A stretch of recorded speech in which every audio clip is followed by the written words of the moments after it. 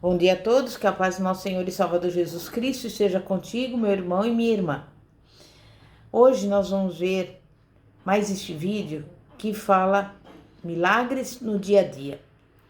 Eu gostaria que você abrisse a sua Bíblia em 1 João 5, versículos 14 a 15, que diz assim: E esta é a confiança que temos nele, que se pedirmos alguma coisa segundo a sua vontade, ele nos ouve. E se sabemos que ele nos ouve em tudo o que pedimos, sabemos que já alcançamos as coisas que lhe temos pedido. Nós temos visto que muitas vezes Deus não realiza milagres porque os objetivos dele são diferentes dos nossos e também para fortalecer a nossa fé. Um terceiro motivo diz respeito à nossa confiança. Há ocasiões em que Deus não realiza milagres porque deseja que a nossa confiança amadureça. Podemos ter muita fé de que Jesus nos salvou e está conosco. Todavia, confiar a nossa vida inteiramente ao controle dele exige que tenhamos grande confiança também. Um exemplo de confiança é certeza, como nós lemos nesses dois versículos de 1 João 5. Realmente, podemos ter a plena confiança de que Jesus nos ama e nos salva, provê as nossas necessidades e manifesta milagres por nosso intermédio, de acordo com a sua palavra. Entretanto, se não temos essa confiança, é hora de começarmos a desenvolvê-la. Um exemplo de como os discípulos experimentaram um grande atraso em seu milagre, para que Cristo pudesse ajudá-los a amadurecer a confiança, foi na ocasião em que foram pegos por uma tempestade em um lago. Depois você pode conferir no Evangelho de Marcos, capítulo 4, versículos 35 a 41. Os discípulos tinham fé de que Jesus possuía poderes miraculosos. Entretanto, quando chegou o momento de confiarem a própria vida a tais poderes, a confiança deles mostrou-se bem baixa. Era fácil ter fé em favor da cura de outra pessoa, mas no que dizia respeito a ter confiança de que não afundariam naquelas águas turbulentas e de que o barco não naufragaria, ficaram bem aquém do necessário. E eu pergunto a você, meu irmão, minha irmã, meu amigo, minha amiga, que tipo de tempestade você tem experimentado? Tudo ao seu redor pode estar desmoronando e você clama: Jesus, acorde, ajude-me. E eu te digo, não entre em pânico. Às vezes, Deus permite que o nosso barco chacoalhe. Ele deixa que fiquemos encharcados ou enjoados para que a nossa confiança nele se desenvolva. O Salvador está no barco conosco e não permitirá que afundemos. E eu digo a você, coloque sua confiança no Senhor. Repita assim comigo: Pai, confio que o Senhor me levará até o final dessa jornada. Portanto, não entrarei em pânico. Estamos juntos nessa situação. Tenho total certeza de que o Senhor me fará atravessar essas circunstâncias em segurança. Talvez Jesus esteja retendo o milagre que você necessita para ajudá-lo a desenvolver em seu íntimo a confiança nele. O Todo-Poderoso deseja que você saiba que não importa o quanto a tempestade esteja intensa, tudo está sob controle dele. Então, quando o milagre chegar e você estiver prestes a naufragar, imagine o impacto que essa experiência causará em sua vida. Um outro motivo porque os milagres não acontecem é porque Deus deseja testar a intensidade da nossa devoção. Deus está procurando pessoas que demonstrem intensidade na sua devoção, profundidade em seus compromissos e extrema dedicação para com o que buscam. Veja, por exemplo, o caso de Jonas e o seu desejo de escapar da ordem de Deus, indo para Tarsis em vez de seguir para Nínive. Creio que depois de ter sido lançado às águas, por trazer má sorte à tripulação do navio, a devoção de Jonas se intensificou rapidamente. Ele era um profeta. O Senhor queria operar por intermédio dele, mas naqueles momentos em que Jonas lutava pela sobrevivência no fundo do mar e era engolido, ele foi forçado a aprofundar a sua fé ainda mais. Jonas se mostrou bastante dedicado bem rapidamente. Diante da morte iminente, desistiu de fugir do chamado de Deus e, em vez disso, declarou: minha vida está às avessas, mas sei que o Senhor pode me resgatar e não há nada mais importante para mim neste momento do que servi-lo. Quando nós demonstramos intensidade em nosso compromisso de fé, em nosso amor por Deus e em nosso desejo de servi-lo, podemos lhe pedir que cumpra o seu profundo compromisso conosco e demonstre o seu intenso amor por nós. Quando Deus vê a intensidade da nossa devoção e do nosso compromisso, isso move sua enorme compaixão para conosco. Então, você que está me acompanhando, repita assim: a partir de hoje, eu vou aumentar a intensidade de devoção com o Senhor, com o objetivo de conseguir chegar ao lugar onde Ele poderá me usar como instrumento seu, em nome de Jesus. Em Mateus 15, versículo 22, lemos sobre uma mulher que precisava de um milagre. Entretanto, ela era gentia, uma cananeia. E num primeiro momento, Jesus havia restringido o seu ministério aos judeus, porque era o Messias prometido a eles e o cumprimento vivo das profecias que foram entregues àquele povo. Todavia, a filha daquela mulher estava possuída por um demônio. Ela precisava que o mestre a salvasse. Pensemos no grande esforço que qualquer mãe faria para entregar a sua prole. Ela estava determinada e não desistiria.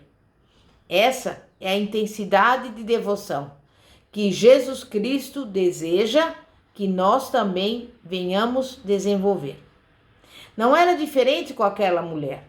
Ela clamou a Jesus pedindo auxílio e ele sequer lhe respondeu. Mas por acaso isso a deteve? Não. Ela o seguiu, implorando por ajuda, até que os discípulos pediram a Cristo que a mandasse embora, porque aquela mulher os estava importunando. E naquele momento, o mestre se voltou e disse: eu não fui enviado senão as ovelhas perdidas da casa de Israel.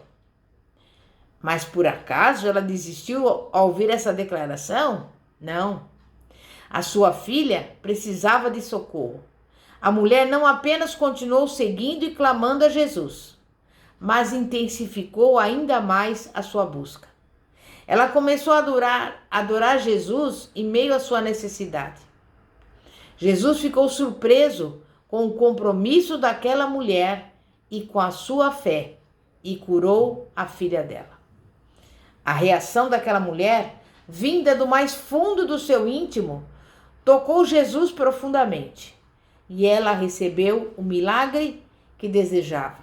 Foi elogiada pela sua grande fé. Esse relato, incluído na Bíblia para ser um exemplo da intensidade que devemos demonstrar para receber um milagre. Há um outro caso de intensidade de devoção, como a do cego Bartimeu, caso esse que está descrito em Marcos 10. Bartimeu estava sentado à beira da estrada, e quando Jesus passou, ele não se deteve. Mas quando o homem soube quem estava caminhando por ali, começou a gritar para o Salvador: Jesus, filho de Davi, tem misericórdia de mim. Jesus, filho de Davi, tem misericórdia de mim. Jesus, filho de Davi, tem misericórdia de mim. Jesus continuou se afastando, mas Bartimeu gritava cada vez mais alto, até que o mestre parou. O esforço daquele homem estimulou o amor de Cristo e ele recebeu a sua cura. Também nós temos o caso de Jacó, que simplesmente não aceitava desistir. Não importava que os obstáculos aparecessem em seu caminho. Ele trabalhou 14 anos para se casar com Raquel. Uma noite, um anjo do Senhor apareceu a Jacó e eles lutaram até o amanhecer. Por causa dessa luta, Jacó alcançou uma bênção espiritual que mudou toda a sua vida. Há momentos em que precisamos nos agarrar a Deus e lutar para recebermos um milagre. Se você ainda está esperando pela sua bênção, não desista.